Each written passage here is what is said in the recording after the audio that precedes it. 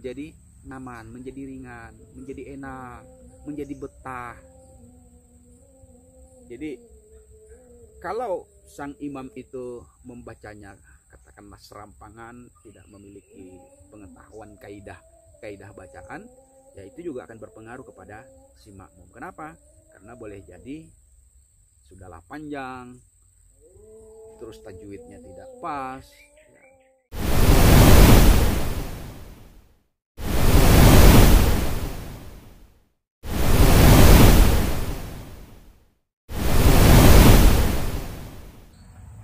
Assalamualaikum warahmatullahi wabarakatuh. Bismillahirrahmanirrahim. Alhamdulillahi rabbil alamin.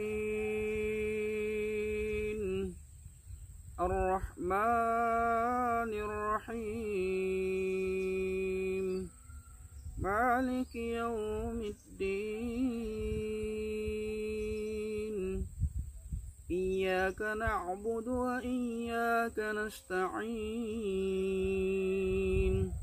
Ihdinas siratal mustaqim.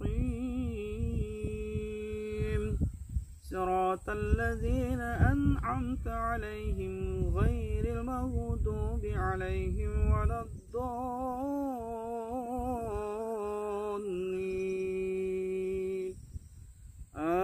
Amin. Sahabat-sahabatku yang dimuliakan Allah Subhanahu wa taala. Begitu sang imam membaca suratul Al-Fatihah ketika kita sholat zahar, sholat yang dinyaringkan suara imam maghrib, isya dan subuh. Ketika imam mulai membaca suratul Al-Fatihah, maka setiap kita yang menjadi makmum itu sudah mulai konsentrasi kepada bacaan si imam. Kenapa demikian? Karena dengan konsentrasi dan fokusnya kita kepada bacaan sang imam, maka itu membantu kita, menghantarkan kita kepada sholat yang lebih khusyuk. Kita tidak lagi konsentrasi kemana-mana. Kita tidak lagi berpikir ke yang lain-lain, tapi fokus kepada bacaan imam. Makanya memang persyaratan seorang imam itu selain bacaannya sesuai dengan kaidah-kaidah bacaan yang memang ahlinya tentu mengerti makhraj huruf, ya, panjang pendek dan sebagainya, hukum-hukum bacaan di dalam Al-Quran, itu beda dengan ketika imam yang sembarangan atau mungkin tidak memahami makhrajul huruf, tidak memahami kaidah bacaan, serampangan katakanlah seperti itu membacanya, itu akan membawa perbedaan bagi makmum yang mendengarkannya. Tapi begitu si imam membaca dengan bagus, dengan baik, suaranya merdu, tajwidnya juga enak didengar, maka itu sangat-sangat sekali membantu kepada setiap makmum untuk lebih khusyuk di dalam melaksanakan ibadah sholatnya. Maka bisa kita rasakan bagaimana kalau seorang imam membaca ayat Al-Quran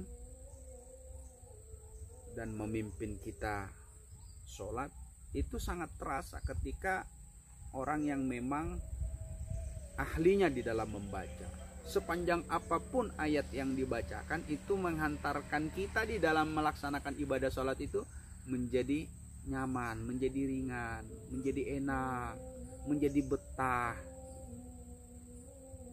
Jadi kalau sang imam itu membacanya katakanlah serampangan, tidak memiliki pengetahuan kaidah bacaan, ya itu juga akan berpengaruh kepada si makmum. Kenapa?